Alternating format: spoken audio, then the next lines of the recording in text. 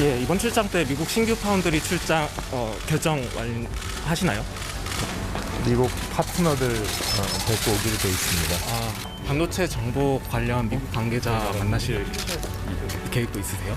저 휴일날 많이 나오셨네. 잘 테슬라나 다녀오셨습니다. 퀄컴도 네, 이재용 삼성전자 부회장의 미국 출장길 보신 것처럼 기자들의 많은 질문이 쏟아졌습니다.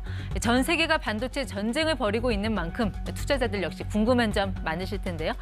저희는 이분께 여쭤보도록 하죠. 곽상준 신한금융투자 강북센터 지점장 나오셨습니다. 네, 지점장님 어서 오십시오. 네, 안녕하십니까?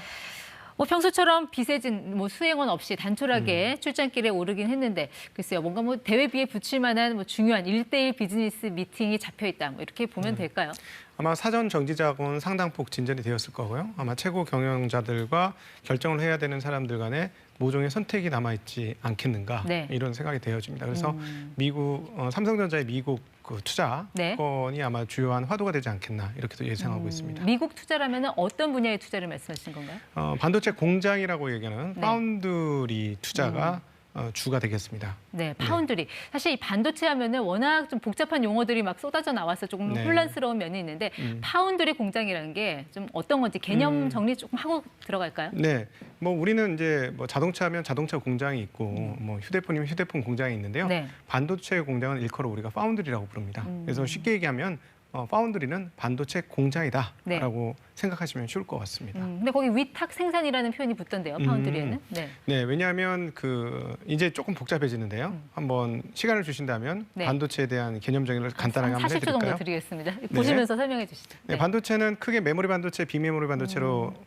나누어집니다. 비메모리 반도체는 시스템 반도체라고 하는데 아주 이해를 쉽게 돕기 위해서 좀 거친 예를 하나 들자면 옷으로 비교해 본다면 네. 메모리 반도체는 내복이고 그다음에 시스템 반도체는 겉옷이다 이렇게 표현할 수 있겠어요. 그런데 내복을 다양하게 입으시는 분들은 별로 없죠. 단순하게 입으시고 네. 그다음에 겉옷은 굉장히 다양하지 않습니까? 운동할 때 입는 옷, 외출할 때 입는 옷 네. 등등 여러 종류가 있잖아요. 네. 이렇게 반도체에서 시스템 반도체는 굉장히 다양한 종류를 가지고 있고 메모리는 단순한 업무를 합니다. 네. 그래서 우리가 알고 있는 시스템 반도체에서 가장 중요한 반도체는 CPU고요. 네. 요즘은 GPU, NPU 이런 것도 중요한 시스템 반도체 중에 네. 하나다 이렇게 보시면 되는데 저 모두를 만들어주는 것을 파운드리라고 부르는데 네. 지금 미국에서 얘기되는 파운드리는 바로 저 시스템 반도체. 그리고 최근에 자동차 반도체 쇼티지가 얘기가 나오는 것도 네. 저 시스템 반도체 쪽이고요. 알겠습니다. 메모리는 한국 업체 하이닉스, 삼성전자 그리고 미국의 마이크론이 3등분하고 있다 이렇게 보시면 되겠습니다. 그러니까 메모리 반도체는 비교적 단순하니까 그동안 제조 설계 다 했는데 비메모리 반도체는 이제 파운드리, 그러니까 위탁 생산을 하게 된다. 이제 삼성이 미국에서. 네, 그렇죠. 다양한 고객사들이 있는데요. 네. 그 고객사들은 공장을 가지고 있지 않아요. 설계 제작만 하고 그걸 네. 맡기면 네. 제작을 해주는 게 파운드리라고 보시면 되겠죠. 그동안 삼성전자 주력이 메모리 반도체였는데 네. 이 파운드리 분야에서도 좀 잘할 수 있을까요? 어떻게 보세요? 파운드리는 사실 설비 싸움입니다. 어떤 설비를 얼만큼 갖고 있느냐가 핵심인데요.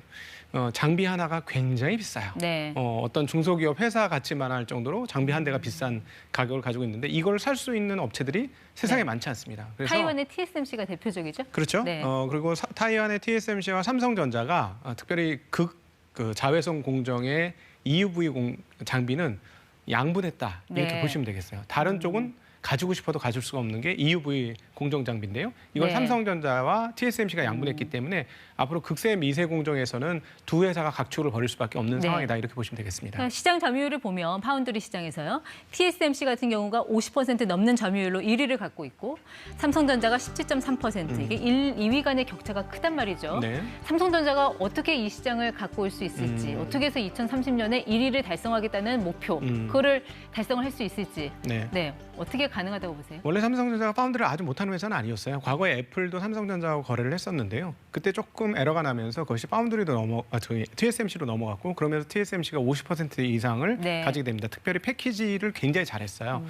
그런데 앞서 말씀드렸습니다만 앞으로 반도체는 훨씬 더 정교해질 겁니다. 네. 근데 정교한 걸 만들려면 정교한 걸 만들 수 있는 장비가 있어야 돼요. 네. 근데 앞서 이렇게 말씀드렸던 그 순서에서 정교한 장비를 가진 회사는 두 군데밖에 없습니다. 네. 그렇기 때문에 당연히 점유율은 시간이 지날수록 네. 늘어날 가능성이 높고요. 그리고 이거는 많이 해보면 해볼수록 늘거든요. 근데 이번에 이제 미국에 가서 또 공장을 만들고 이런 식으로 된다면 시간이 네. 지날수록 삼성전자는 지금보다는 조금 개선된 예. 그런 공정 기술을 가지게 되지 않겠느냐 예상해 볼 수 있겠습니다. TSMC가 애리조나주에 한 120억 달러 정도의 투자 계획을 밝힌 게 지난해 5월이거든요. 네. 뭔가 좀 삼성전자는 한 박자 느린 감은 있긴 한데 지금 뭐 TSMC도 미국 간다, 삼성도 미국 간다 하는데 미국 어디쯤에 가게 되는 겁니까? 뭐 여러 군데가 있습니다. 곳곳에서 인센티브를 주겠다고 난리거든요. 지금 미국에서 텍사스가 가장 유력하고요. 기존에 공장이 있는 오스틴에서 네. 확장을 할 거냐 아니면 테일러에 들어갈 거냐인데 테일러 주 정부는 삼성전자 오라고 하면서 10년간 법인세 면제, 20년간, 30년간 뭐 5% 10%이 정도밖에 안 받는다고 하면서 네. 굉장한 인센티브를 제공하려고 하고 있어서 네. 아마 텍사스 쪽에서 결정낼 확률이 좀 커 보입니다. 지금으로는. 얼핏 들어서는 이렇게 20조 원의 투자 금액을 쏟아 부어서 미국에 투자를 하는 게 결국 미국 기업들 좋은 일만 시켜주는 게 아닌가, 미국인들 좋은 일만 시켜주는 게 아닌가 하는 생각도 드는데요. 네.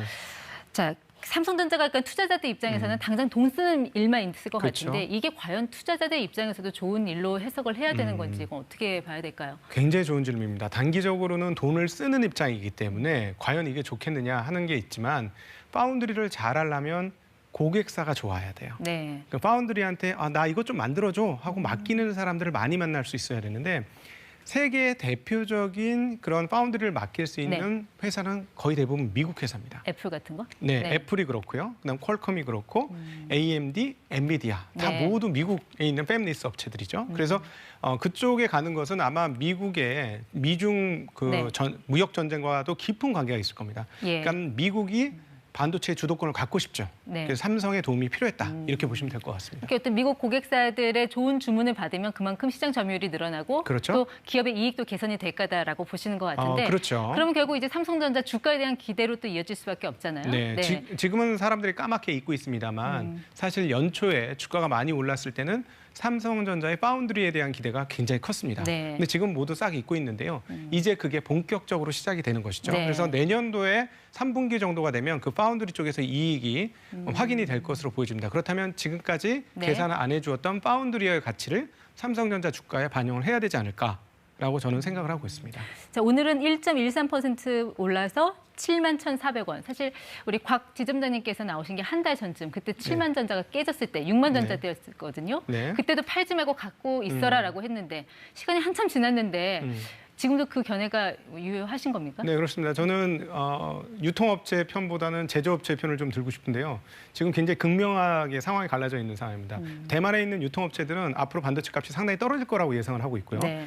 그 반도체를 만들고 있는 업체들은 아니다, 그 정도 아니다라고 얘기하고 있는데 이 메모리 쪽에서는요, 만드는 업체가 3개밖에 없어요. 네. 가격이 크게 떨어지면 이쪽에서 출하를 많이 안 하면 그 문제를 해소할 수 있거든요. 네, 그렇기 때문에 유통업체가 말한 반도체 디램 가격이 떨어져서 실적이 떨어질 거다라고만 보는 것은 너무 일방적인 견해인 것 같고요. 또 하나 내년에 호재가 굉장히 많습니다. 그리고 주식시장이라는 거는 네. 호재를 3개월에서 6개월 앞당기거든요. 어떤 호재가 있습니까, 네, 내년에? 내년도 6월 달에 이제 그 서버용 그 사파이어 래피즈라는 DDR5를 쓰는 네. CPU가 새롭게 채용이 됩니다. 대대적으로 교체가 되는데요. 가격이 굉장히 비싸요. 그래서 그거를 내년도 하반기부터는 잘 팔 수 있을 것 같습니다. 네, 어쨌든 반도체 업황은 앞으로 좋을 거라고는 전망까지 듣도록 하겠습니다. 지금까지 ETY 곽상준 지점장 함께했습니다. 고맙습니다. 네, 감사합니다.